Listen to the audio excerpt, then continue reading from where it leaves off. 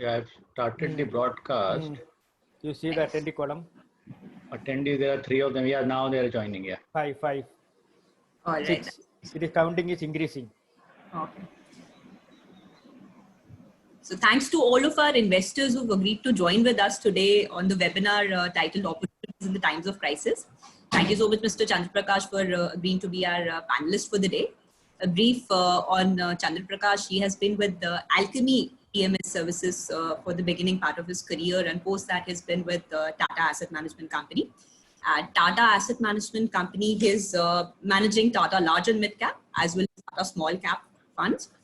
A lot of our investors have their portfolios skewed towards these two funds, which is why the discussion is going to be very relevant today. The 3 agendas that we would like to cover from today's discussion would be markets, secondly, the opportunities presented to us, and thirdly, the investment strategy going forward. So we are also going to keep another 15 to 20 minutes at the end of the session for a Q&A round, which I'll be moderating. Investors and participants are requested to type in their questions in the box, in the question and answer box, and we'll be taking them at the end of the session. So without much ado, over to you, CP. Sure. Thank you, Shalini, and good evening to all. I would like to thank Ingenitus and Shalini for inviting Tata Mutual Fund and me for this talk. Let me start with basics of what we see in the markets and how we look at businesses and in today's times, and then I'll come to markets, and I'll also come to portfolios and what we are doing at Tata Mutual Fund to make money for you guys, and then we can take questions. So let me kind of start with my thoughts on in our markets, the way we look at businesses, or what do we see when we invest on your behalf as investors. There are 2 things primarily that we focus on. One is what is a business doing in terms of what is the profitability that a company delivers. Ultimately, let's say a company like a company A, I will not name companies here, but let's say one company which delivers a profit of 100 crore in this year, FY20, if that 100 crore can grow to 200 crore in 3 years' time, that's typically a 25-28% CAGR kind of profit growth. Which means that if a profit of a company is growing, then the value of that company over a 2-3 year period will grow. It's normal economics. So what we focus on, the first thing that we focus on is the company that we are looking at in our portfolio growing profits or not. The second thing, which is equally important, is will the market like that profit growth or not? How do we decide that, or how do we look at whether that company will get valuations, or whether that value will grow? One thing is company specific reasons, which I'll come to later, but the more important thing is how is the liquidity in the market. When I say market, I'm not referring to the equity market, but more from an economy perspective. Is there money supply available in the economy? Is everybody who wants money, either from a loan perspective or an equity perspective, are they getting money on time at the right price? Is money very tight? Is money very loose? And that has implications from a psychological perspective, in the sense that if there is too much of money floating around, then the value of money tends to go down, which means that the value of assets tends to go up. For example, equity markets. I'll give you an example. Between 2004 and 2008, on an average, liquidity in the economy was growing at between 16 to 18% compounded, which means that money supply from an RBI perspective, from a government perspective, in the economy was growing at a very high pace. Our nominal GDP growth, for example, on an average is 11 to 13%, whereas money supply growth was 16 to 18%. So huge amount of money was floating around in the system, which has positive and negative connotations as well. Positive in the sense that from a market perspective, positive in the sense that businesses are getting as much money as they want at the right price, or maybe the cheaper price. Whereas the negative side is that over a period of time, this high amount of money tends to impact the higher inflation, which in turn means that interest rates can go higher. which ultimately impacts the economy. So that's how economic cycles behave. But coming back to original point, I think liquidity is an important factor to look at. Just to take you to an historical perspective in India, I'll right now restrict myself to India, and then if you want, I will touch upon something on the global market as well. But from an India perspective, I think 2013 or FY13 was a very important year from an economy perspective, from a monetary perspective or a money supply perspective. If you all go back to history, and if you remember, FY13, we had a new finance minister, Mr. P. Chidambaram, during the UPA 2 tenure. That was the last year of UPA 2 tenure. And he brought in Mr. Raghuram Rajan as the RBI governor. Why was that change required? Because prior to him, between 2009 and 2013, UPA 2 government had very, very loose fiscal policy, which means that the government was spending aggressively and fiscal deficit was going higher. At the same time, inflation was shooting up because the monetary policy was also very loose. And at the same time, bank NPAs had started to pick up significantly. There was corruption issues as well. Many sectors were getting impacted significantly. And those things, I can, sitting today, those things were reasons where, if you remember, in FY13, our currency had depreciated sharply from 40s to 60s in that particular 1 year. And which because of that, we had a change in the finance minister, we had a change in the RBI governor, and what changed after that is what we saw between, and the results of what happened between 2013 and 15. We were seeing the impact of that between 16 to 18. When monetary policy and fiscal policy becomes loose or tight, vice versa, the impact of that on the economy is felt after a gap of 12 to 24 months, which is why I say that what happened between 13 and 15 impacted our economy between 16 and 18 in a very big way. And then 18, something else happened. I'll come to that. So what did Mr. Chidambaram and Mr. Raghuram Rajan did? One is Mr. Chidambaram, as a finance minister, made his fiscal policy very tight, though he was only there for 1 year, post which the NDA government came in, led by Mr. Narendra Modi as a prime minister.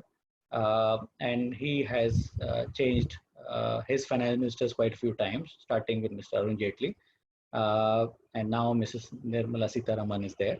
But the common feature beyond starting with Mr. Chidambaram has been that the government has been very, very responsible or very cautious from a government spending perspective. And all of them have tried to contain fiscal deficit, which means that the fiscal policy or government spending side has been very tight between 2013 and 2019. Even today, for example, though right now revenues are impacted, I'll come to the current year in a short bit. But government spending was very muted, especially the capital spending was very muted between 13 to 18. And on the other hand, it started with Mr. Rajan as a RBI governor. He started pushing banks to recognize past NPAs. Most PSU banks at that time, and mind you, the PSU banks overall constitute around 70%. At that time, used to constitute around 70% of the banking sector. So 70% of the sector was having a problem of high NPAs, which were not getting reflected, or they were not getting recognized properly. So Mr. Rajan started that exercise where he said, please recognize NPAs. And that's how the process started. And then when Mr. Urjit Patel became the RBI governor, he kind of became even more stricter. And he said, you need to recognize, there was an AQR exercise, asset quality review exercise that started. Banks were forced to recognize NPAs. But there is a thing that happens, or it's peculiar with banks, is that when banks are recognizing NPAs, typically they stop thinking about growth. So typically, let's say in our banking sector, we have on an average, we have 100 lakh crore worth of balance sheet of banks in India, now growing. But that 100 lakh crore started growing very slowly because typically PSU banks became very, very cautious on lending, 70% of the banking sector, because they did not have capital as well at that time, enough capital. Now, in the last 3-4 years, government has given them a lot of capital to provide for their NPAs. The NPA ratios, for example, started growing from 2% gross NPA to as high as 12-13% gross NPA, including these structured assets. And hence, PSU banks became very slow in lending. Also, there were these 8-9 banks which were put under moratorium in the sense that they were told not to lend till they improve their balance sheet or government puts in more capital. So almost like 35 lakh crore of balance sheet was not lending as well. But between a thing that to note here is that between 2014 and 2018, in spite of banks being very slow in lending, liquidity in the system was still okay, which is why between 14 to 17, let's say, or till ILFS happened September 2018, equity markets were doing fairly well because money supply was not bad actually. The reason why money supply was not bad in spite of banks being out of the system was that NBFCs took that role in the initial period. So between 2014 and 2018, NBFCs as a sector or NBFCs plus housing finance companies put together grew substantially. The reason is that in that time there was so much of money that came to mutual fund industry in the fixed income side, the liquid funds and the income funds, corporate bond funds and all, short-term bond fund, long-term, everything, government securities fund, everything put together. Fixed income portfolios of mutual funds started growing aggressively. And when the equity markets were doing reasonably okay, NBFCs found an opportunity to start lending because banks were absent. So it is in that time that NBFC sector started growing from a 4 lakh crore size to today around 31 lakh crore. In between, they had gone to around 33-34 lakh crore as well. So that gap which banks left for some time between 14 to 18, let's say, NBFCs kind of fulfilled that gap. Because they were getting cheaper money from mutual funds compared to, let's say, they used to borrow from banks or bond markets. Bond markets were a cheaper route because mutual funds were giving them a cheaper alternative because mutual funds were getting a lot of money from retail and institutional investors. Now, so for some time, economy did reasonably well in spite of banks being out of action. But it is 2018 when the music stopped. Because ILFS defaulted. And because after ILFS, many other or small NBFCs, including a medium size, which is Diwan Housing, had a problem. And now there are other NBFCs where people have question marks on, who are not doing very well, at least the smaller ones, and everybody needs a liquidity support. For example, today, the RBI governor had a early morning press conference where he announced certain new measures. A large part of those measures were directed to take care of the NBFCs or liquidity issues of NBFCs. That's been continuing to happen since September 2018. It's been a long time.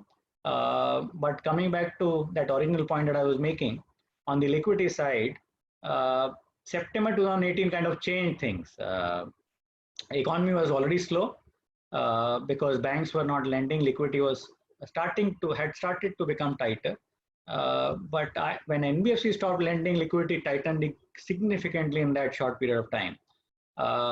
And just to give you a thought, between 2014 and 2018, on an average, banks put together were borrowing from the RBI on a daily basis to the extent of between 2 to 3 lakh crore every day, which means that banks did not have enough money of themselves, including CASA, which is current account and savings account, which is their liability, or and hence to manage their balance sheet, they were borrowing from the RBI because RBI chose to keep liquidity very tight in a environment where NPAs were high. Cut to today, which is after a fairly long time, when Mr. Das, the current RBI governor, became the RBI governor.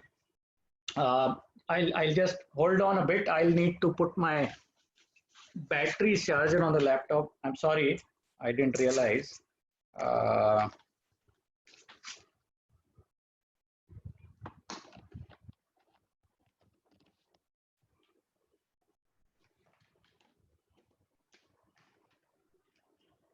Yeah, sorry.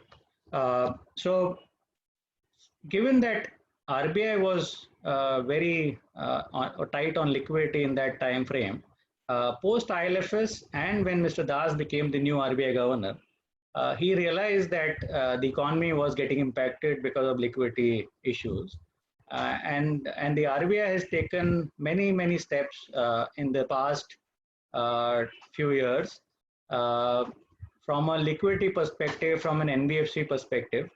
So much so that today, for example, the average liquidity in the economy has grown towards or liquidity or the liquidity which banks are borrowing from the RBI on a daily basis has grown from minus 2 to 3 lakh crore on a daily basis, which banks were borrowing from the RBI on a daily basis.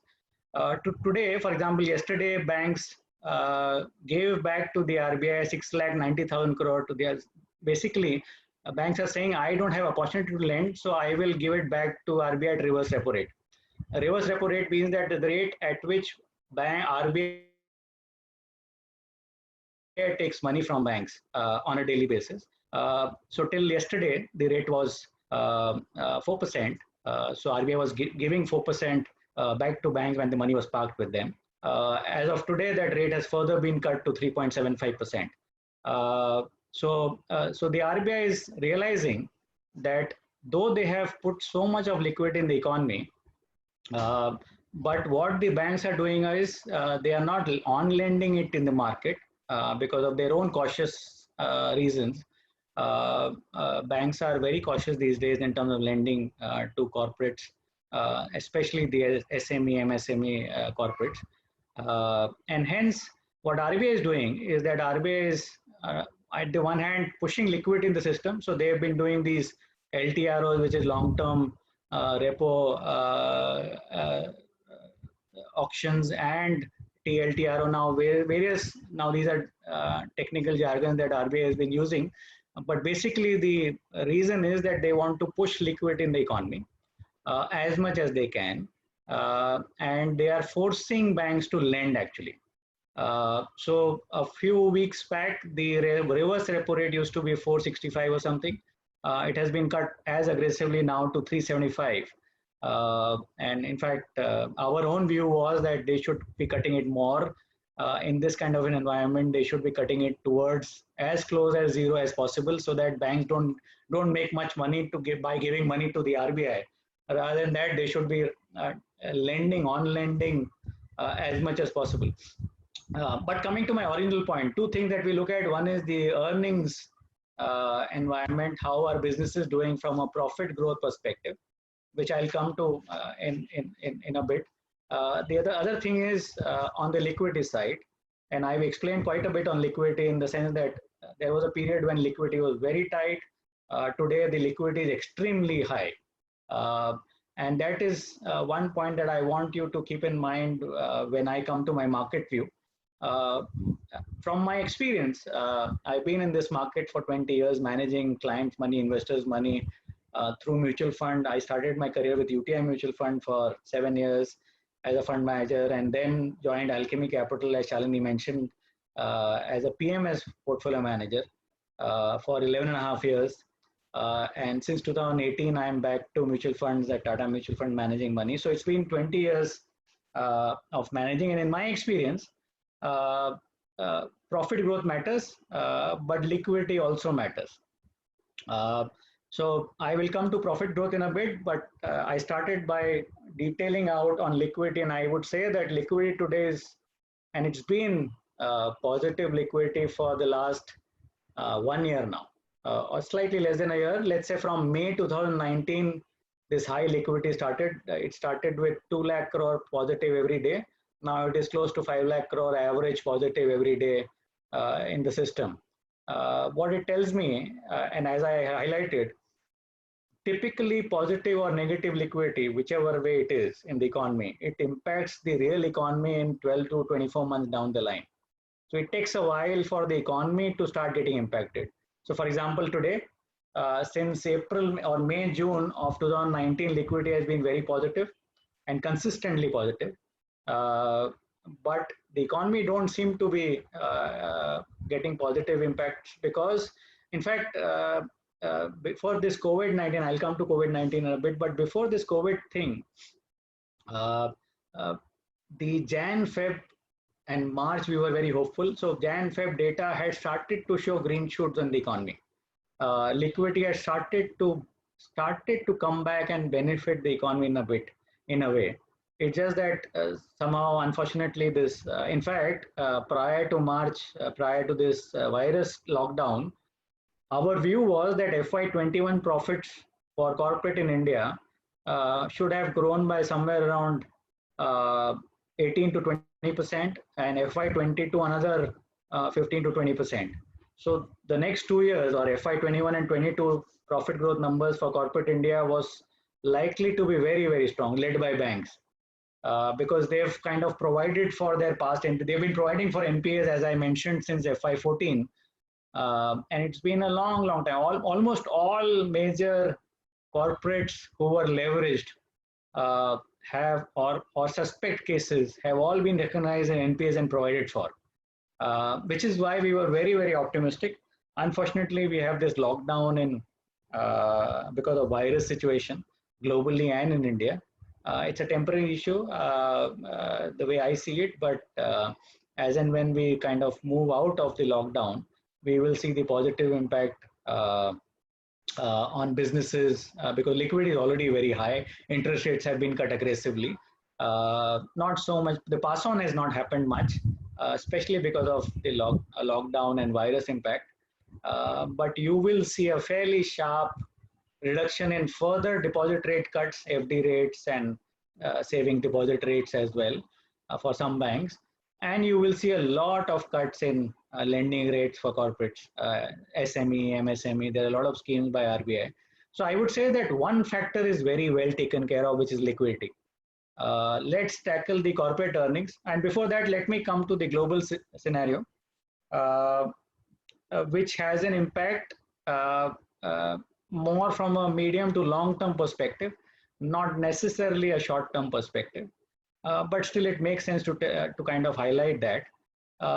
Today, most global developed markets which matter, which is US, China, Japan, Europe, they are running at very high debt to GDP levels. For example, US is somewhere around 300+%, China, Japan, everybody. Conference is being recorded. Almost everybody in the global developed markets, the economies are running at very, very high 300% plus debt to GDP ratios. On top of that, this year, because of COVID-19, most central banks and the governments have announced very large stimulus measures. In fact, so much so that the US is kind of doing what Japan has done, which is to buy even junk bonds from market directly. The central bank in the US has provision to buy a very large quantity of junk bonds as well from their corporate bond market to stabilize the market. It's a very unusual scenario. Japan has been doing this for some time now, especially in equities. Japan, for example, the top 100 companies listed in Japan, for example, the central bank owns almost like 12-13% of those companies. So Japanese central bank has been intervening in equity markets as well, whereas US has started intervening in the corporate bond market in a bigger way this year. The resultant impact will be that there is a moral hazard issue which will come up someday. But more importantly, the debt to GDP levels and the the governments have announced large fiscal stimulus measures already on top of the kind of debt to GDP levels where they are, which means that someday, and I don't know when, it's purely we'll have to wait and see. But 3 years, 4 years, 5 years, 7 years, 10 years now, even 10 years probably, someday the impact uh, or the trust factor on currencies, on credit ratings of global economy. For example, US, Europe, these are all AAA rated economies still. Within Europe, for example, Greece and Italy are have very bad fiscal and monetary shape. They have issues in their balance sheets, but still they are benefiting from the zero interest rate environment. These will have to change someday. So from a global perspective, I would want to caution you that someday it will impact everybody. On the other hand, India has been very disciplined. Uh, though our fiscal deficit will go higher this year because the revenues, tax revenues for the government will come down by anywhere between 2 to 3 lakh crore or 2.5 to 4 lakh crore, let's say, to be on the outer side. So when revenues go down, even if you don't spend much, your fiscal deficit is bound to go higher. So this year, it is likely that fiscal deficit for the government, even without doing much or even without any further stimulus measure, will be as high as somewhere around, for the government, central government will be around 5.5%. And the government is talking of, or probably tomorrow, day after, very soon, we will hear a fiscal package from the government side as well, because it is required. Many businesses have got impacted on this lockdown. So coming back to, so I have mentioned many things. Let me try and sum it up and kind of give you a view on the markets as well. So when I look at how things are developing globally, so first of all, global, there's too much of liquidity flowing, and too much of fiscal stimulus has happened globally in developed markets, which means that we will see. And let me kind of take you back. When I look at, read or listen to how globally governments are thinking about this COVID-19 situation, what I realize that every government in the world, including India, and I've heard the chief economic advisor speaking yesterday only in a webinar to us, every country in the world is taking the example of the Spanish flu in 1918. It was about 102 years back, but everybody has kind of opened the history books and seen what happened then and what was the economic environment at that time, what were the measures taken by governments at that time, and what can we learn from that episode. Because just to take you back to history, if for some of you have not looked at the Spanish flu data points, globally, 500 million people got the Spanish flu, got impacted by the Spanish flu, 50 crore people, out of which 50 million, which is 5 crore, which is 10% of the population who got infected, died in that year. In India, 5% of Indian population died that year because of the Spanish flu. So it was a very large flu, or had a very large impact on all economies globally, including India. But the interesting thing is, and just to highlight, 1918 was a year which was very close to the World War I as well. So I don't think we should kind of, economic wise, we need not, that's my view, but governments seem to be taking that year as a base year and thinking about what happened then and what can we do now. So what happened was that in 1919, the year after the Spanish flu, you had a V-shaped recovery across the world in the economies. There was so much of spending by governments and fiscal deficit did go higher. Monetary policy was very loose, and all of this happened, which is what we are doing now as well.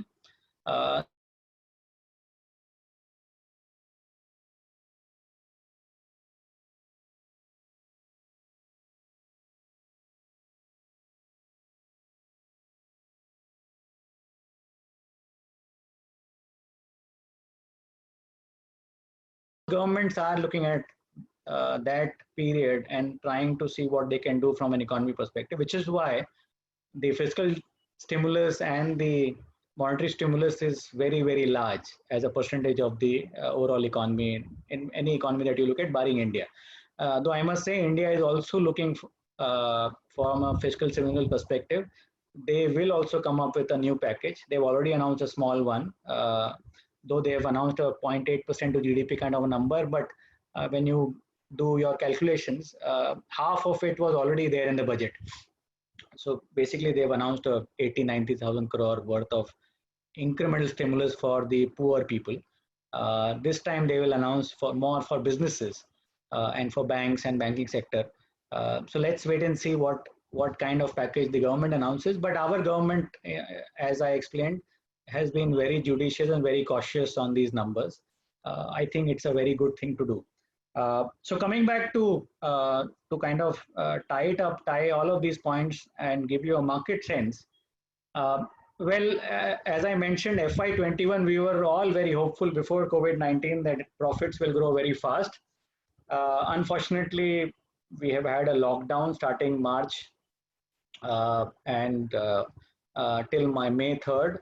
But the interesting thing is that most state governments, in fact, all of them, have now started allowing businesses to reopen, though gradually, partially, in a limited manner. But starting April 20th, as Mr. Modi also announced in his speech recently, starting April 20th, businesses are being allowed to reopen. So that's a good news.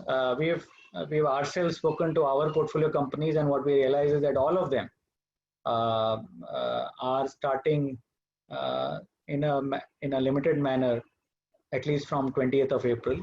And as and when things develop, things grow, we will see a gradual opening of the economy.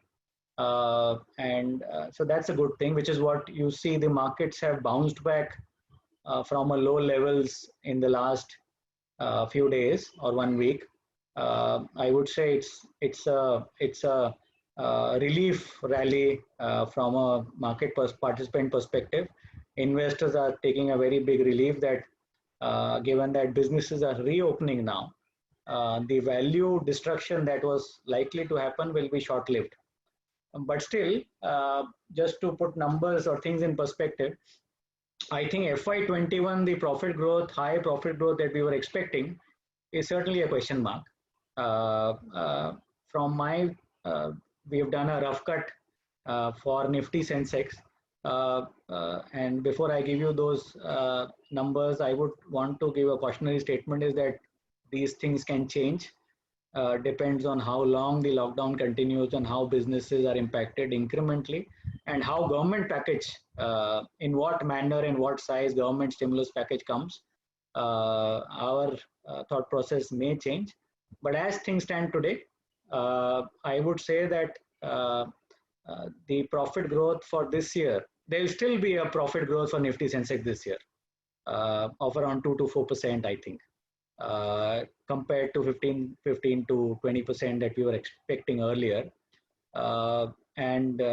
So banks will still do reasonably okay this year, barring the fact that today, for example, the RBI governor announced that for all loans which were under moratorium, the RBI did give moratorium to all loans. Whoever wanted a moratorium for 3 months could have chosen to take or could have opted to take a moratorium to delay their payment of interest and principal.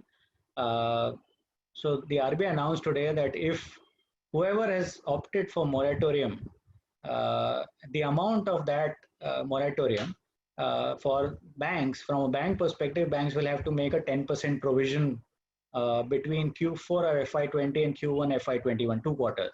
So it's a very good move by the RBI, though on a one-off basis, FY21 numbers, if to whatever extent Q1 is getting impacted by the provision, will get impacted. But having said this, I still think decline in profits will not happen in spite of the lockdown. And that's a great thing, because the good thing about our economy is that we are split in seasons. Q1 is slightly approximately 25 to 30% of our revenues and profitability for the year. Q2 is a very lean quarter because it's a monsoon quarter. Business is generally slower, and it is Q3 and Q4 when we see the maximum amount of. So 60% of most revenues and profitability for Indian corporates comes in the second half, and that given that gradually we are improving, or business will be returned to normal, hopefully, the profit impact will not be material. The other thing that I want to highlight is that from a bank perspective, and given that banks are, let's say, 35 to 38% of index Nifty Sensex that you look at, and that's the largest component of our index financials, let me put it this way. The important thing that I want to highlight is that between 14 to 18, all the suspect large corporate accounts who were suspect have been categorized or have been recognized as NPA and have been provided for pretty well. And hence, I would say that incremental NPAs, if at all they come, is largely because of this lockdown, which will not be bulky or very large in size. It will be very granular in nature. MSME, SME, whoever gets impacted, trader community, and if at all retail borrowers, if they get impacted because salaries will be cut, some people will lose jobs as well. So to that extent, whatever NPAs come, it will not be very material in nature, and hence bank profitability, and that's my view, will continue to be strong this year, and FY22 should normalize, which is why my sense is, from a profit perspective, FY22 will still be can potentially, I don't know but can potentially still be a very, very strong year from a profit growth perspective over FY21 numbers. And from experience, I can tell you this: markets tend to look forward rather than backward. Generally, markets, as and when that event happens, the market tends to forget about the past and looks forward. And if profit growth can come back, valuations, and as I highlighted, liquidity is very high. Just to repeat again, liquidity matters. And if businesses normalize, liquidity, a combination of high liquidity and business normalizing and growing, can mean that you can revert to higher valuations as well. A point on global matters which will impact us is that there's so much of liquidity today globally. I sometimes think that as and when businesses normalize, we don't know the timing of it, but whenever they normalize, we may see a very, very sharp rally in our markets over a period of time. I am not saying this year's next 3 months, 6 months, but over a period of time. So one needs to be invested, in my opinion. Let me compare this environment with 2008 as well. 2008 was a very, very different environment compared to now. As I see it right now, things can change. But let me give you a thought. This year, the reason why markets have got impacted is because businesses and everything has stopped. We have a lockdown. Nobody is allowed to go out of the house, or nobody wants to go out of the house. So there is no travel, there is no business. Offices are running like what we are doing right now. Offices running online through home, work from home, but the productivity levels are very low. Manufacturing is had almost stopped in many industries, barring the essentials. Go back to 2008, everything was moving. It was more fear factor from an India perspective, and FII selling, which led to our markets getting impacted. But that fear factor remained for a long period of time. In this year, if let's say, and this is my hope and my assumption, if this COVID-19 or the virus it does not, or already we see encouraging numbers from an India perspective from the people infected till now. I think the government has done a decent job in kind of containing the spread of virus. So there is a high likelihood that businesses will gradually restart from April 20. If we are to assume that businesses restart from, let's say, starting May, And anyways, I mentioned June, July, August till September, things are not very, things are generally slow in our economy during the monsoon. We are largely talking of second half FY21. If I assume that things are normal, then it is not a long period of impact on businesses, and hence FY22 will be a decent year actually for us, and which is why I think markets are behaving the way they are behaving. We did correct sharply in the initial period, led by a very large FII selling. We've seen a fairly good bounce back in the recent few days or weeks. My own sense is for some time, till the time this number of or this virus containment or the virus data remains globally and in India, people keep watching this data, and quarterly numbers for the first 2 quarters will come, which will not look good for sure. I would say we will see some volatility. So it will not be a one-way up rally like we are seeing right now. In between, there will be corrections. But my sense is that we should all, in fact, this applies to me as well from my personal money perspective, we should use the volatility in our markets to deploy into see, the value of the business doesn't go away. If you assume that this virus will remain for 2-3 years and businesses will be shut down for 1 more year, then it warrants for you to be cautious. My sense is that we cannot, I think numbers speak something else. The numbers look decent incrementally, and given the proactive nature of lockdown that we had in our economy, I think we will look relatively okay. Businesses will gradually restart, and this is what matters. The last point that I want to highlight from a market value, or 2 more points. One is relative to China. We are seeing globally almost, it started with Japan, but now some European countries have started talking about it. US is also talking about it. So most large developed countries which matter to us as an economy are articulating.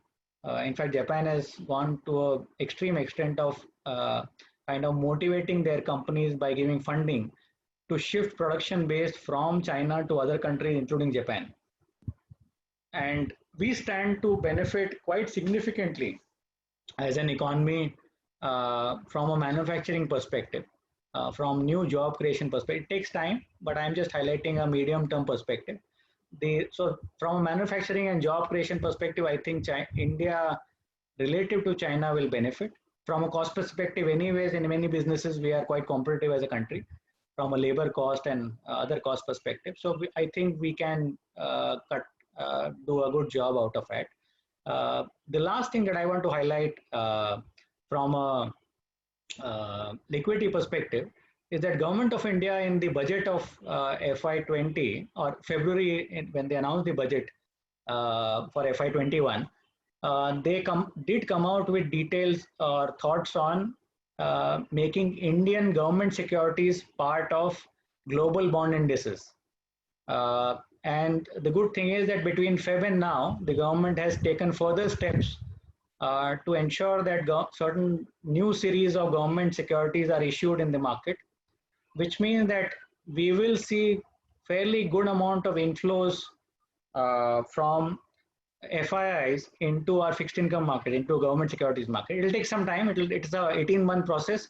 It will not happen immediately this year, but I'm saying more a medium-term perspective. Just to give you a number, globally for passive bond investors, the size is anywhere between $3 to $4 trillion. And even if India gets, let's say, 2% or 3% weightage in those indices, we will get close to 50, 60, 70 billion dollars. That's a large amount of money for us. So liquidity will not be a concern for us. We have very high forex reserves anyways. Our current account, we are this year, in spite of whatever has happened, crude has corrected so sharply, we will probably be a current account surplus economy, which means that our currency reserves will grow higher, which means potentially our currency will be very stable or can probably appreciate actually from where we are. So things look different today as we stand. So our macro looks decent. It's more a matter of when businesses can stabilize. And hence I would say that we are in a good shape to grow or to make decent returns. Just to conclude, I would say from a market perspective, I think near term, which is FY21, let's say the next 6 to 12 months, or let's say the next 2 quarters or maximum 3 quarters results, which is the March quarter, June quarter, and September quarter results, which will be announced. There will be negative numbers, or businesses have got impacted. So there will be, because of those numbers, there can be volatility in our markets. The index will bounce up and down. But FY22 onwards, things look decent. And business, in fact, listed companies, because of whatever is happening to the unorganized segment, lack of liquidity, I think businesses, the larger ones, are seeing very high. Businesses are likely to grow profits over a period of time, so the value doesn't go away, and hence I would recommend. My view is that markets should do reasonably okay. I think some of you, as Shalini highlighted to me, you've all been investing in equity markets for some time now. You have exposures to small caps, you have exposure to large and mid cap, the fund that I manage, small cap and large and mid cap. Just to give you a thought, the NAV of small cap, the Tata Small Cap Fund, which we launched in November 2018, when I joined Tata Mutual Fund, after I joined, the 10 rupees came down to below 8. We are now at somewhere around 8.25, 8.3. So it's still some 15 odd percent down from the original levels of capital. So capital is eroded for some time. Though the markets have fallen by 40%, small cap index since that time, we are still, we've been able to contain the losses in a very large manner. We have outperformed the indices by a very large manner. But still your capital is down. I would say that just to highlight, and I would urge you all to, though you've invested in the fund, and Ingenitus and Shalini and her team would have helped you look at the portfolios, but do have a look at the quality of companies that we have invested in the small cap fund. There are 2-3 things that I want to highlight. Close to or more than 25% of the portfolio is invested in multinational corporations in the small cap fund. These are high technology leaders in the respective sectors, and have very, very strong balance sheet. They don't have debt. The other, or in fact, let me put it in a different manner. 90% plus of the portfolio companies do not have debt on the balance sheet, or very high positive cash flows. All of these companies are leaders in their respective sectors. And even in this year, FY21, where there is disruption, I would say the portfolio companies should, in my opinion, grow profitability. So I would say that you should not worry about the short-term correction that we have seen. And my own sense is that, so at the time of launch of the fund in November 18, for example, we had, wherever I had went and whichever investor I had met personally, I had mentioned that over a 5-year time horizon, the value of the fund can grow by 50 to 100% given the quality of company that we are buying and the valuations. I would stand by that.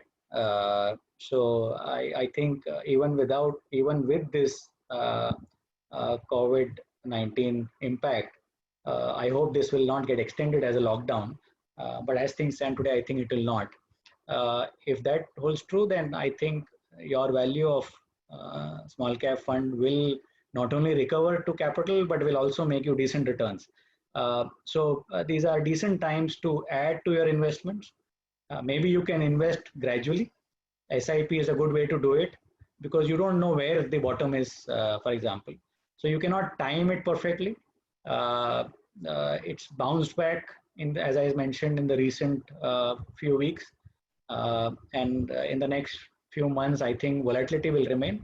So whenever the markets correct, it would be a good time to add to your investments in the small cap fund. Small cap is, so the name is small cap, it's kind of much maligned asset class of the past, but we've taken due care in building a portfolio with companies which are very strong quality, strong businesses, where profit growth is likely to come and valuations are very attractive and balance sheet is very strong. So that's the message on small cap fund. And large and mid cap, anyways, is a diversified fund with exposure to large cap at around 56-58%, mid cap of around 35%, and some amount in small caps. We are doing decent there. We have a 30, 33, 34 stock portfolio in that fund. We think the average profit growth in that portfolio, barring this lockdown, over the next 2-3 years should be around 20% plus. Valuations are reasonable in our markets today, which mean that there is a good chance for us to make money, decent money for you all over a period of time. So both the funds are good to be invested or remain invested. In fact, the current market situation should be used to deploy further money over a period of time. Maybe if you are cautious, then maybe deploy over a 6-month period. My personal opinion is that you should maybe deploy over a shorter period of time today, given that corrections have already happened to a large, though we have seen some up move now. So maybe you take a 3-month period and deploy your capital, whichever surplus capital that you have to want to deploy. So that's from my side. I've kind of taken a long time. I'll stop here and maybe we can take questions. Shalini, if you have any questions.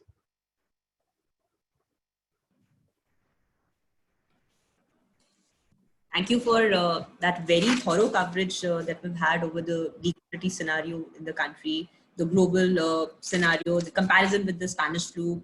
We've talked about the current business scenario, the FY21 growth, which is expected, the FY22 growth, which would be expected over the last year, the future scenario, a brief on the Tata small cap, where we are expecting, where the current portfolio is aligned with leaders in their respective categories and high quality MNCs, and along with that, the future strategy, where we should continue with our SIPs, possibly increase our SIP to favor the volatility, to work with the volatility which is expected in the next 1 year, and add on to the market corrections as well, wherever there's a correction which is offered, and any investable surplus which is there should definitely be deployed in a staggered manner.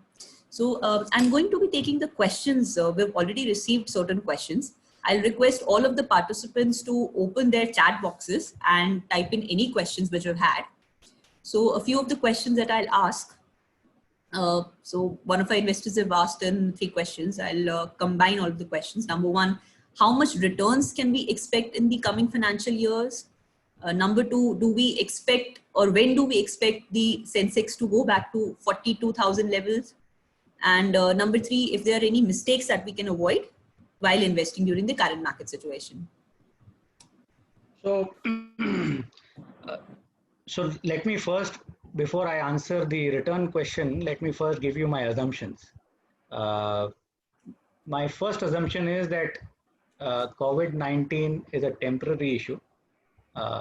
And businesses will go back to normal gradually over the next 6 months, which means that I am assuming that second half FY21, barring the demand factor, which is salaries going down or some people losing jobs. So to an extent, economy will be on the weaker side for some more time. But having said this, I think I'm assuming that second half FY21, businesses will go back to their normalized levels.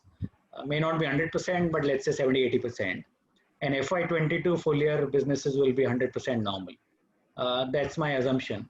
If that is true, and if that is, and that's the main assumption, then I would say that there is a very high likelihood of markets reverting to normal or probably going higher than normal very quickly. And we will see a V-shaped recovery in our markets.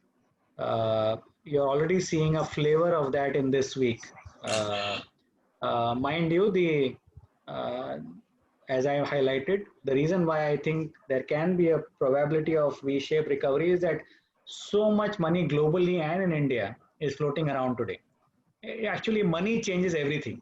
So if you have too much of money, then you may actually see, which is why I think there's so much of money. It's just a matter of time. And the RBI is saying, don't keep it with me. You have to lend. In fact, they are forcing banks to lend now. And that tells me that it will not be it will not take much time for you to revert back to normal or higher. Actually, I think this time it will be higher than what we saw last time. Though it's not healthy. Just to put my view on the line, around 42,000 Sensex, many sectors had started to look expensive. And you had to become very stock specific, bottoms up, to kind of be confident to make money incrementally as well. So money drives things, and I would say that this time there is so much of money incrementally floating around, which will not go away in a hurry. It will all come in because savings rate and deposit rates will be even down further from where we are today. So there will be no other option but to invest here, and globally and in India, which is why I think that it will be a very quick and sharp rally whenever things normalize, with volatility for sure. Volatility will remain now, but I think it will not take much time. So let's see. Let's keep our fingers crossed. I think we are in good time, or we will be in better times soon. All right. Thank you. So we've answered these questions. So I'm assuming there's a question wherein we're talking about the liquidity injected to NBFC. I think we're referring to today's RBI stimulus for NBFC, the 50,000 crore stimulus that we announced for purchasing of the commercial papers. Are we going to go back to the same conditions as of 2014, 2018? And then she's also referring to addition of more NPAs into the system due to this increased liquidity towards NBFC. So, so it's just, in fact, if you, today's announcement, just to recap, the RBI is proposing to give out 50,000 crore to banks who in turn will lend it to NBFCs and MFIs. Around 15% of the money is reserved for MFIs, which is microfinance institutions. And around, if I remember my numbers correctly, around 20% or 25% for smaller NBFCs. So 15% for size up to 500 crore net worth, and between 500 and 2,500 crore for another 10%, and balance for larger size NBFCs. And also they are refinancing NABARD, SIDBI, and NHB for further on lending to an extent of 50,000 crore. So that's in total, that's a 1 lakh crore number. Just to put things in perspective, the total NBFC industry size is 31 lakh crore today. So 1 lakh crore is a very small number. It's more to take care of their immediate liquidity issues because banks are not lending right now. And more importantly, not only banks, but more importantly, mutual fund industry in the fixed income side, in the liquid fund, for example, because of lockdown, it has kind of accentuated the impact, but the fixed income funds have seen a lot of outflows in the month of March, and we'll see what happens in April. And because of that, mutual funds, instead of buying more corporate bonds or CPs, have had to sell. In fact, borrow from the market and have to sell at a later date. So it's a temporary issue. Every year it happens, but this year the impact has been much larger, which is why RBI has come out with these reasons. On the NPA side, as I highlighted, we've already seen the NPA issue, or most, as I mentioned, most of the suspect accounts are already NPAs now. Very few large corporate accounts, if at all, are remaining to be categorized in. I would say not much actually. If at all there is NPA happening now, it's more from a retail perspective, and that to people who have lost jobs and who have over leveraged themselves. which will be more granular in nature. It's not a very large number. SME, MSME may get impacted, but we'll have to wait and see what government, I think government will come up with some packages for that segment. It does require some package from that side. So we should assume some amount of NPA increase, but it will not be a very large number. And I don't believe we are going back to 14 to 18 side because which is what one question was, that are we going back to 14 to 18 from an NBFC perspective? No. I think NBFC today is a bad word from a fixed income fund manager perspective in mutual fund industry. So I don't think that free money which was floating around for NBFCs in the past is true today. Only limited number of the good quality NBFCs will probably get money, otherwise they will not get money. So banks will benefit. So it is the banks which will do the job rather than the NBFCs now. Next question being, this has been asked by one of our employees. So with the current market being a bearish market, how do we convince people to invest in SIPs, considering savings and expenses are very unstable in these difficult times? First of all, these are very difficult times to kind of have a stable mind in the sense that everybody, at least your client base, from what I understand, are either self-employed in terms of running their own businesses, or are senior executives in various corporates working. And what I realize is that during these times, everybody is first of all trying to take care of their own household needs. So am I. Everybody is learning new household chores every day. And in that time, it's very difficult. And also on top of it, there is this fear that, and we read every day in the newspaper, that so-and-so company is retrenching people, so-and-so company is cutting salaries. And that does impact sentiment. Having said this, I think investments is more for, not for, actually the way I see it, what I invest today is not for me, but for my next generation. Because because the amount that I am going to invest is only the surplus amount that I have in my bank account, which I will never need. You are not supposed to invest the way I see it. You should never invest the money that you may need in the next 3-4 years for your personal consumption or any other capital expenditure that you may want to do.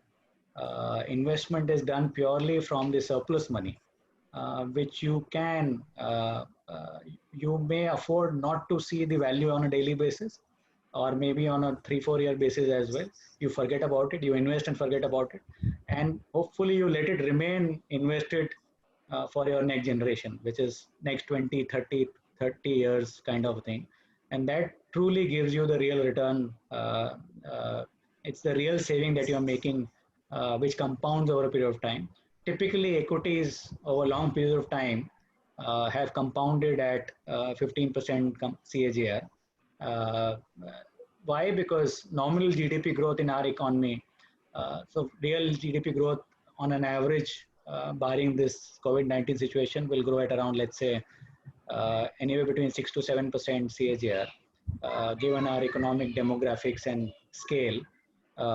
And there will be inflation of something like 4 to 5% every year. So which means that our nominal GDP will grow at 10 to 12% a year. And profit growth for corporate is generally some percent, some X, 1.2, 1.3X of the nominal GDP growth, which is why I'm saying that profit growth on an average, which is what been the case for our markets historically, at least in my 20-year experience, that's been the case. If the profit growth is, let's say, between 12 to 15% on a conservative basis, that CAGR is very large. A 1 crore invested today, for example, can, if you do a normal thumb rule of 72 that you apply, divide by 15, then you get a 5-year doubling of your money, which is a decent return over a period of time. and that compounding can reduce the number of years for doubling very fast. So I would suggest do asset allocation. I think that you would be recommending to your investors always. But these are times when valuations are so attractive that your downsides become protected.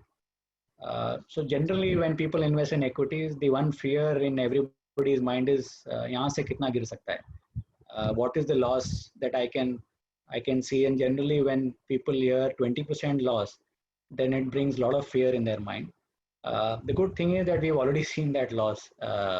Incrementally, it's not 2008. 2008, the markets corrected by 62% in that year. I don't think this is that year.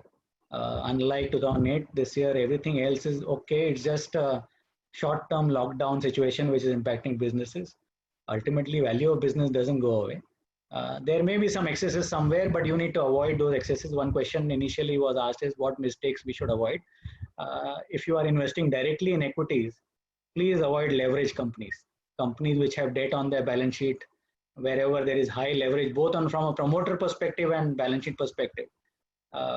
If you avoid leverage companies, high debt companies, or maybe in your own businesses, if you have high debt, please try and pay off as fast as possible. Leverage can kill you in this environment, especially. So if you avoid leverage, I think we are okay, which is what we do for investors. When we create a portfolio, we are buying good quality, high quality companies with strong managements and very, very strong balance sheets. And I think we'll do well. So we need to push investors in these times.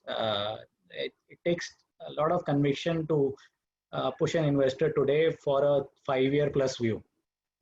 In equity, as I said, if you can invest only a surplus money, I think you'll do a good job. That's the way I think. Okay, moving on to our next question. I'll combine one of the questions asked over here with the view that I get from my investors as well. Indian pharmaceutical companies are performing very well with the production as well as supply of hydrochloroquinone in the current pandemic scenario. Is this short term or is it expected to continue over the long term? And also, are you adding exposure to pharmaceutical companies in your portfolios? So I will break it up. So pharma is not one industry actually. The way I want to highlight it is that there are 3 parts of pharma in India. One is domestic pharma, which most companies would have. Domestic business, which is selling into India.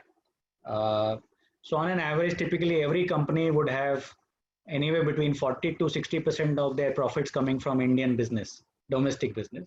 That's a very stable business. And there are other MNCs companies, multinational pharma companies, which are purely domestic oriented, like Glaxo, Abbott, Pfizer and all. So domestic business is stable, high profit margin business. And I think that will continue to be the case. Having said this, a pure play domestic business today is more than fairly valued. I think valuations are pretty high, but if you take a long-term view, let's say a 8-10-year view, then it's a good place to be in terms of your portfolio. The second part is the generics business, which is more largely targeting the US markets, because that's there you can sell drugs at very high margins. That business has been impacted significantly negatively in the last 4-5 years, which is why pharma companies did not do well in India. Largely, most companies in India were focusing on US, which is why their stock prices have not done very well in the last 5-7 years. They've been big laggards. They've seen derating in their valuations. So much so that if 4 years back, if I look at a Sun Pharma or Lupin or Cipla, not so much Cipla, but Dr. Reddy's, these all companies, close to 70-80% of profits used to come from US markets or other markets, including US, barring India. Today, that number has changed to 40 to 60% India profits, which is the extent of price correction or profit correction that they've seen from the US markets and other global markets. I would say that market remains challenging. There is still high competition. There is still consolidation that needs to happen for businesses trying to cater to the developed market, especially US. So I am not so much positive on the US generics business. So you need to kind of be very choosy in the kind of company that you buy in pharma to make money actually. It's not a sector call then. And the last piece of pharma is the contract manufacturing and contract research. This in my view is a growing market, a very good market to be in today. And as I highlighted, we are also benefiting in because of our R&D skills from a company perspective, and you have a lot of options to invest as well as an investor. If you look at large and mid cap as a portfolio, for example, we have 7% allocation to pharma today. So we are overweight on pharma. But if you look at the details of what we own in our pharma portfolio, all of it is contract research and contract manufacturing. So I am most bullish on the third part, which is CRAMS. The first part, India business is good, but I think valuations are also reflecting that good part. So maybe the returns will be good, decent, but not very high. The US part or the generics part is something that I am still cautious on.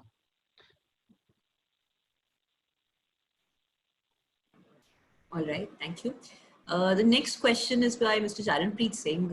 He's asking that we tend to see a recovery, whenever there's a recovery or rally in the market, we see the large caps of the world recovering first and the mid cap and the small caps recovering later on. So is it right to go for the Tata large cap fund first, or should we stick to our allocation with large and mid cap? So it depends on the time horizon, but let me kind of highlight first. See this rally that you've seen recently also, and that proves my point.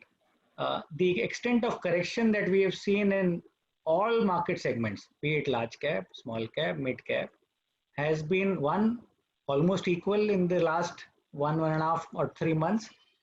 At the same time, the current rally that we are seeing, small and mid are performing equally well compared to large caps. The reason is that valuations have corrected everywhere, and hence the initial rally, the first rally that we see, everything moves up, and this is what we are seeing right now. Over a period of time, as and when businesses report their earnings, there will be differentiation between which company will continue to play higher in terms of stock price, and some companies where business impact is higher will go down. So it's not about market cap actually. I would rather say that it is more about companies that you buy today, which will impact your portfolio performance. So I am not a very big votary of segmenting the market from a small cap, mid cap and large cap perspective. Having said this, I would want to highlight that if you take a 1-year view after this rally, so this rally has already happened, now about incremental, because in this rally everything has moved up. Let's assume we are at this base now. From over the next 12 months, it is logical to assume, in my opinion, that relatively, but that relative difference may not be very large, but relatively large caps will behave better than mid cap or small caps, relatively. Having said this, stock selection will matter. So when you are saying large cap, mid cap, small cap, you're talking of indices, which is Nifty, Sensex, mid cap index, small cap index. So on an index perspective, probably large caps may behave better. My job as a fund manager is to choose the right stocks and be bottoms up. For example, in the small cap fund, we are invested some 34 names only. So we have a choice of more than 800 companies to invest in. Out of that, we have chosen 34 companies. We have done a decent job, I think. So my job is to do well in all market environment relative to the benchmark index, which we have done in this fall, and relative to the market environment when things are going up as well.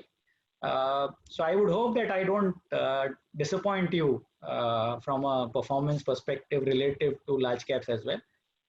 But theoretically, what you've said, or historically, what you've said is right. From an index perspective, yes, initially large caps tend to do well.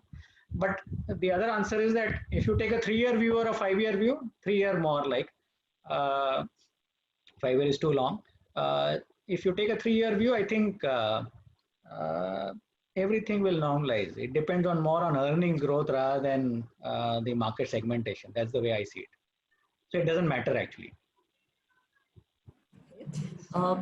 Following up on what you've talked about regarding small caps, there's another question by Mr. Manish Kapoor who's asking specifically with respect to your small cap portfolio, which are the companies where you've invested in small caps and their performances over the last 3 years?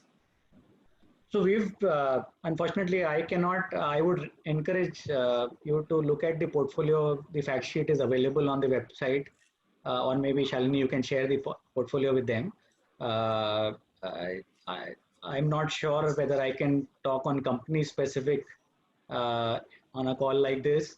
So when you look at the portfolio, you yourself will realize what kind of companies we have invested, hopefully. And if you do have questions specifically later on, please come back to us. We will highlight, I'll make it a point to answer that. To come to your question, last 3 years, well, we've not been invested in small caps for 3 years. We launched the fund in November 2018, and we created the portfolio by March 2019. So we've hardly, actually, from a portfolio perspective, it's just a year, about a year, slightly more than a year since we are invested. And in the last 1 year, I can tell you this, our portfolio companies have grown profits on an average by around 23-24% in a market where profit growth was not good, with strong balance sheet, with free cash generation. So which is why my optimism is fairly high. But once you look at the portfolio, you will probably get a good flavor of where we are. So Mr. Manish Kapoor has another question. Since there's no antidote available in the market, how do you assume this phase to be a temporary phase? Sorry. Since there's no antidote which is available to COVID-19, how do you assume that this phase is going to be a temporary phase? No. So I fully appreciate the point he makes. A virus requires, from whatever I have read, yes, I agree. Virus requires an antidote or a vaccine to come up, and there are 80 plus companies who are, as we speak, trying to develop a vaccine. And it takes anywhere between 12 to 18 months to come up with one, if at all we get one. So it's going to take time. And from experience, we know this is that in vaccine, human immunity, human body builds immunity as well. So over a period of time, vaccine, the body itself will build that immunity. So that's another angle of it. So in many ways, I would say it is temporary. The definition of temporary can be questioned. I am saying in 6 months' time, businesses will normalize. He may have a view that it will take 12, 18 months as well. That's a debatable point. But my version of one big reason why I think businesses will normalize over the next 6 months is that no economy or no country can afford to have lockdown for more than 3 months. Because the losses in lives will be much higher because of economic destruction than the virus. So I am a votary of or the school of thought which says that you need to run businesses to make sure that our medium to long term is good, which is why I'm saying that and which is why what you see today as in terms of action by the government as well, globally and in India, from April 20, government is allowing businesses to restart, and people will start gradually going about their business. It will take some time for people to get used to the new environment, which is why I'm saying that it will take 6 months to normalize, not immediately. And in 6 months, hopefully we'll have something better to talk of. So that's the thought. It's nothing else. Okay, the next question seems to be more of an astrological. I am sorry. You are not allowed to use conference service for 1, or less participants. May I request any of the participants who have participated by phone to put their phones on mute, please? So the next question that we have is more of an astrological one, but let's see your views on this. If we can talk something about the tentative bottom of the market. We saw Nifty falling from almost 6,350 in January 2008 to 2,250 in October 2008. That was a 10-month tenure. In today's scenario, do you still think that Nifty will go further down? I hope not, but yeah. So let me put it in from my selfish perspective. I don't. So first of all, let me clarify. I have no view on the market bottoms because it depends on how much selling comes from which side, and it's more one technical reasons which tends to bring bottoms. Which is if FIs decide to sell more, some $5 billion more, then yes, we will correct. It's more a money supply which changes things from a bottom perspective. But let me kind of try and answer. So let me give you two different technical answers. And then I'll give you my personal view as well. In May 2020, which is the next month, FTSE, which is a benchmark passive index, will announce an increase of India weightage because of FI limits which have gone up recently post budget in February, which means that there will be a passive inflow. Even if everything is very bad, FTSE index alone is likely to bring, and I'm saying likely because that announcement is still not there. It's my own version of the analysis that I'm talking of. In the month of June and July, I don't know the exact date, but I think it is in month of June, will bring an inflow of anywhere between $2 to $3 billion in Indian equity markets. Apart from that, MSCI, which is a larger passive index that FIIs track, they have chosen to defer this meeting from May to sometime in August, September. So sometime in October, November, MSCI money will come. That will be another $3 billion plus into Indian equity markets, which means that FII flows, interestingly, just because of this FII limits which has gone up in India, will for FY21, the balance part of the year, will be decent actually, will not be bad. So you should not worry about FII selling in a very big way, barring if selling comes between April and June, then certainly it can impact us. But June, July, August, September, October, the FII flow will tend to be better. And by that time, I think businesses will also hopefully start gradually normalizing. So we'll be in a better situation to comment on it. That's one side of it. So that's a technical factor that I'm highlighting. Which can positively impact our market, or at least negatives will not come. But from my selfish interest, if I were to invest more money, personal money, for example, I did invest actually when the Sensex or Nifty corrected to 7,800 recently in March. I did invest my personal money in the equity markets, in my own funds, large and mid cap and small cap both. So I think at that level, valuations look so good that we all get tempted to invest whatever money that we have into equity markets. I've kept some more amounts, some small amount is still waiting to be deployed. I would, if that level comes, I will be more than happy to deploy again. The last point on, again, a technical factor, is that in month of March, we saw a very interesting thing happening, is that most promoters started buying their own shares from the market because they saw their businesses being devalued sharply and they saw value in investing their own money. In the month of April or May, till the time these companies announce their results, they are not permitted to buy their own shares as per regulations.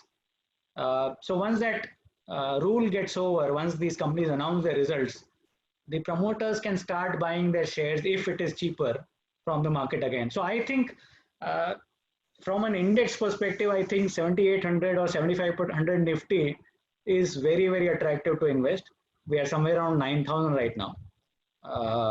So if it corrects again, certainly it will give a great opportunity for people to put one-time large money. SIP should continue even now, but large one-time money, if you want to wait and invest, and if you want to try your luck, it's more a toss of a coin whether it happens or not. But if that level comes, then it will be extremely attractive. So following up on that question, Mr. Rakesh Gupta further has to say that no country can afford to have a longer lockdown. You rightly commented upon that, but the impact of today's lockdown will be visible in times to come, especially on the quarterly results of the company. So your views on that? Yeah, certainly. So Q1, so Q4 of FY20, Q1 FY21 and Q2 FY21 will look bad. We already know this. When we speak to companies, the results will be bad, yes. So I fully agree, which is, in fact, in my opening remarks, I did mention that second half FY21 is what we are looking for normalization, not the first half. First half will be weak.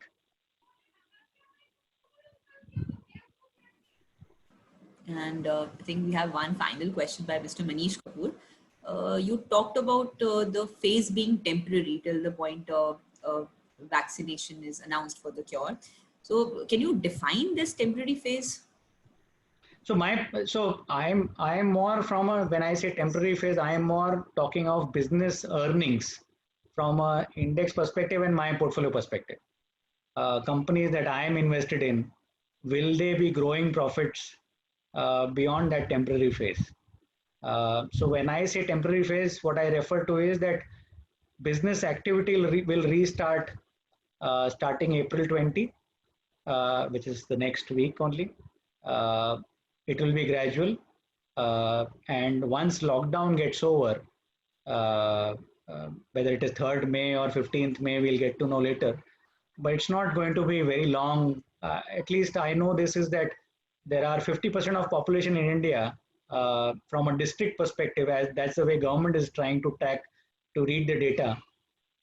When I look at the data points, close to 50% of population in India has no coronavirus from a district perspective till date, which means that 50% of India will become very normal very soon, actually, starting May 3rd. There is this 50% of population which is Bombay, Delhi, Pune, city specific, where maybe we'll have to be in lockdown for some more time. So some businesses will normalize quickly, some businesses will not take longer to normalize, but life will certainly not be as bad as where we are, in the sense that we are all locked in home, can't even go out of house to take a walk. So that will start changing. Not from a Bombay perspective and Delhi perspective and Pune. I think that will take longer to change. But the places where there is no coronavirus impact, which is 50% of population, it's a large population size. Economic activity wise also, we try to do our numbers from a district perspective. 46% of India is not impacted from an economic perspective. Once there is no lockdown for them. So May 3rd is when we will see what the actual data is. So we are not very bad. Things are not as bad as what the question was. 46% of economic activity will actually restart. It will get impacted to some extent because in between there are places which will be under lockdown. So thoda sa issue rahega. But I would say, which is why my own view is that second half FY21 from a business earnings perspective will start normalizing. And FY22, I am assuming that things will be decent. On a low base, we will see a sharp growth in FY22 on profit terms. Yes, compared to what we were assuming for FY22 before March, it will certainly be lower. But on a base of FY2021, FY22 will look good. And that is what I mentioned in my opening remarks, is that markets tend to forget past very quickly. So once we start seeing profit growth in FY22, the equity market will start reflecting that very soon. We need to see conviction, which is still missing right now. That will take some time. I think 3 months down the line, that will start improving.